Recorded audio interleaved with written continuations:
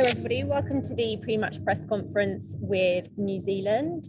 First up, Ish, I think quite a few people are wanting to know, how are you following yesterday's game and that nasty looking blow from the ball?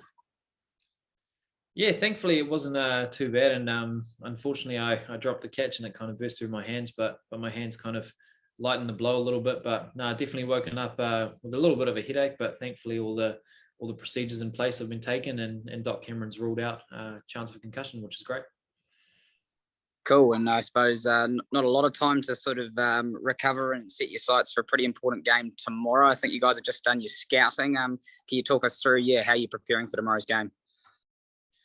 Yeah, I think across the board so far in the tournament, we've all, had a lot of small contributions that have worked out really well for us over the past 3 games, especially, and we're just trying to remind ourselves of what those strengths are, and we're very aware of the threat that Afghanistan bring. But if we do the basics really well and keep building on what we've been doing well, I think we'll give ourselves a good chance. Speaking of those Afghanistan threats, as a fellow spinner, I imagine, you've got a lot of admiration for their spin attack and the danger they pose. Absolutely, spearheaded by Rashid Khan. Obviously, Mujib Zadran is phenomenal as well, but Mohammad Nabi, very cagey off spinner and bowls really well through the power play too. So that's definitely where their threat lies with their bowling attack, and I'm sure all the batsmen during the scouting meeting have taken that into consideration, as well as the threat that they bring with the bat. I know we spoke about it in depth this morning with our scouting and things like that. So hopefully we can put together some good performances tomorrow. And just lastly from me, a new venue for the team tomorrow at Abu Dhabi. What do you guys know about that venue? What are you expecting there? I think across the board, everyone speaks of it being a reasonably good batting surface. I think it's considerably different to what Sharjah brings, slightly smaller boundary with a quite low wicket. And hopefully if there's a bit of bounce on the surface, we can extract that as a bowling attack. It's something that I think do pretty well in New Zealand. So hopefully that does work out pretty well for us. But a big thing for us is adapting to conditions. And I guess when we get a chance to see the wicket, see the conditions at the ground and stuff, then we can hopefully think on our feet and be instinctual when we get out there.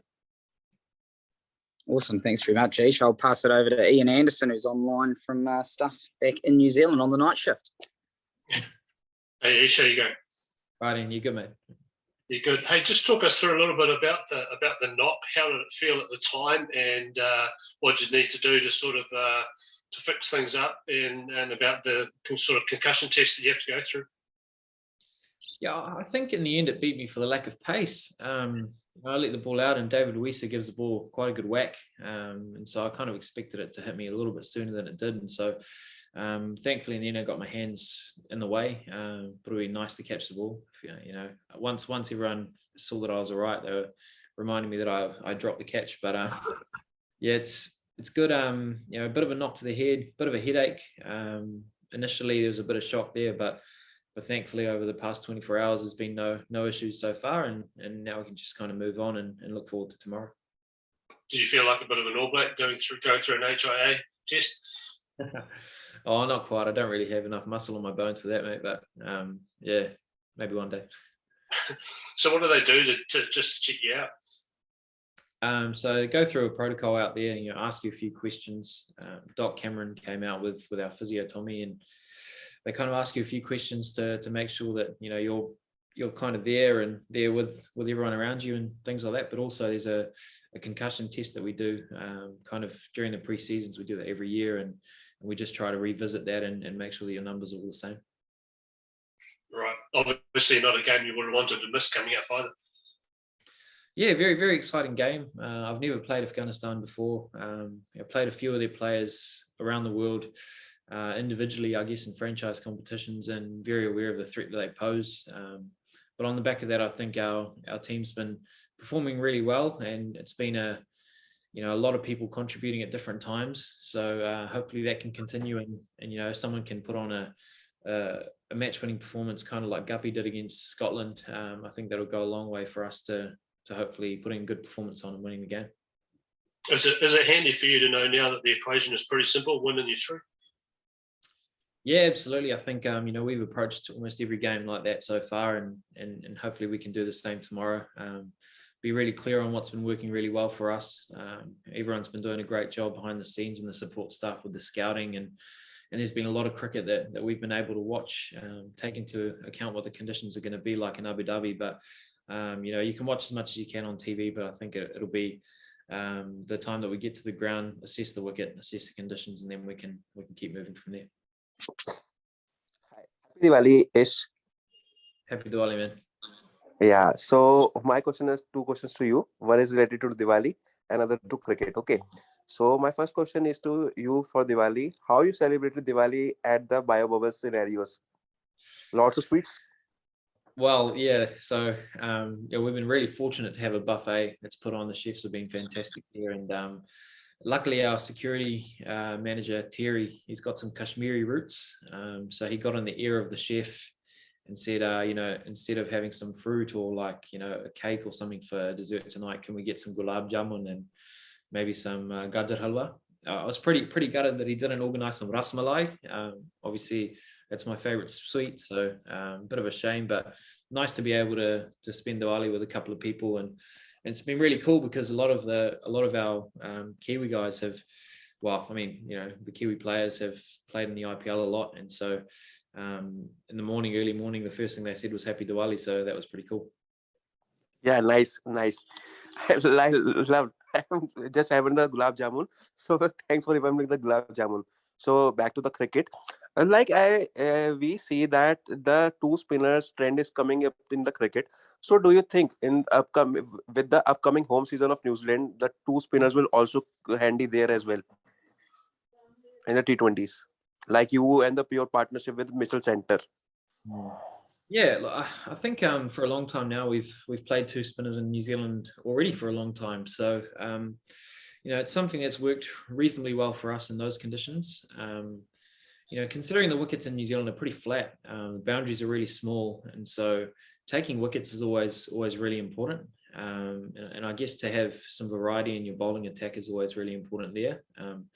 Where over here, I think the conditions have been very different at all the grounds that you can see. Sharjah has been quite low and slow. Dubai has probably had a bit more bounce. And Abu Dhabi is, I think, for the most part, a pretty good batting surface. So variety in your attack, I think, is always nice to have. And thankfully, we've found a good balance so far. And hopefully we can show that tomorrow when we play against Afghanistan as well. Yeah. So all the best for the upcoming games. Thanks, man.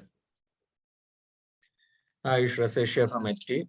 The question for you is pretty simple for you guys to make it to the semis. For Afghanistan, it's a bit more complex. Do you expect them to come out playing differently? And how would the team be weighing that in? Personally, I haven't really looked at the run rates a hell of a lot, so I wouldn't kind of know at the stage what the equations are around that. I think it's, like you said, it's quite simple for us to keep focusing on what we've been doing well, and if we put on a good performance and we come away with a win, that means we go to the semis, and that'll be great. I think although regardless of the equations, we're really aware of the strengths that Afghanistan bring, both with the bat and with the ball, especially in their spin bowling attack. Being a day game, I'm not too sure if dew's going to play much of a factor. So if we get the basics right for a long enough period of time, keep doing the things that we've been doing well, I think we'll give ourselves a good chance. And the first thing we need to do is assess the conditions and see how we're going to do that.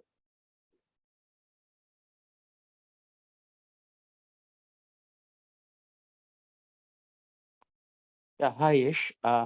Good luck for the game.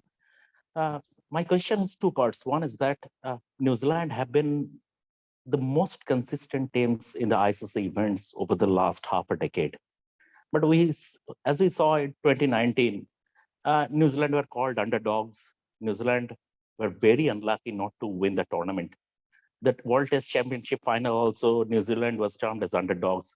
So first of all, does the underdog tag sits well with this New Zealand team? And the second part of the question is, tomorrow's game is sort of a virtual quarterfinal. And not only New Zealand and Afghanistan, rather 1.3 billion Indians will be watching as well. We'll keep an eye on that.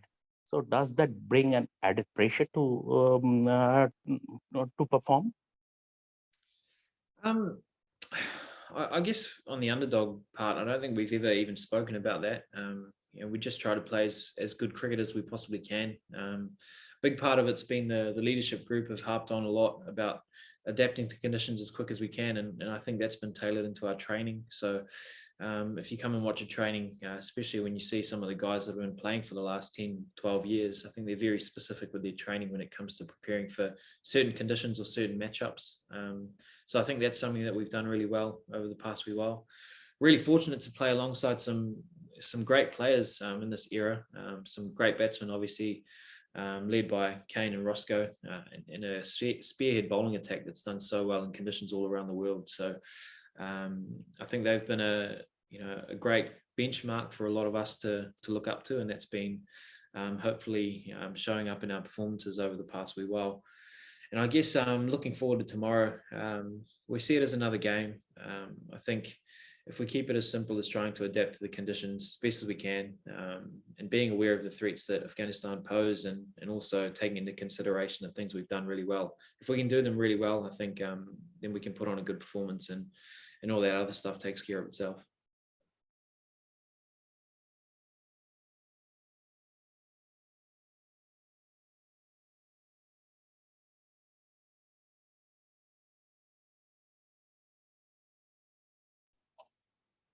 So, Hayan, I've put your name in the chat if you want to ask, from TV9. Otherwise, we will wrap it up there. And I'll give him 3, 2, 1. He might have missed his chance. He might no longer be there, but we will go now, guys, unless his mic's not working. He can't unmute. Okay.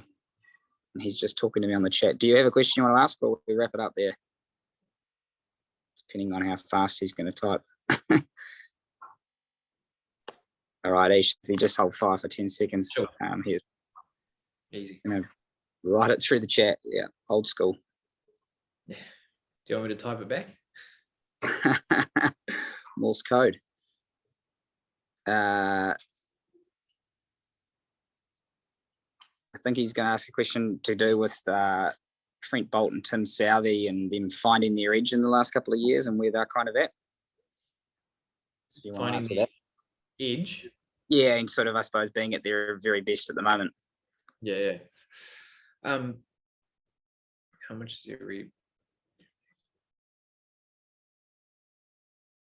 I can only read half of the question, but I'll speak on them a little bit. I think Trent and Tim are some of the greatest bowlers New Zealand's ever produced. And it's been great to have them in this era. I think what they've done in all 3 formats of the game is something it's really unique.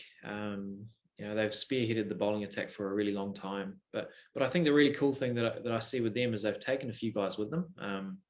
A lot of people look up to the standard at which they produce. Whether it be in Test cricket or whether it be putting themselves on the line and always bowling the hard overs in T20 cricket and taking wickets in one-day cricket. I think it's something fantastic to feed off for the rest of the bowling attack.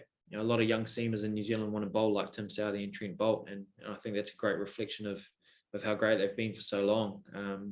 And another really cool thing is they always keep adapting. Trent's one of the greats going around. He's still working on different slow balls in the nets. Tim's changing up a few things in T20 cricket to help him be great in all different conditions. So they're still constantly learning and wanting to improve, and that's very inspiring for the rest of the group. Thanks, guys. Cheers, guys.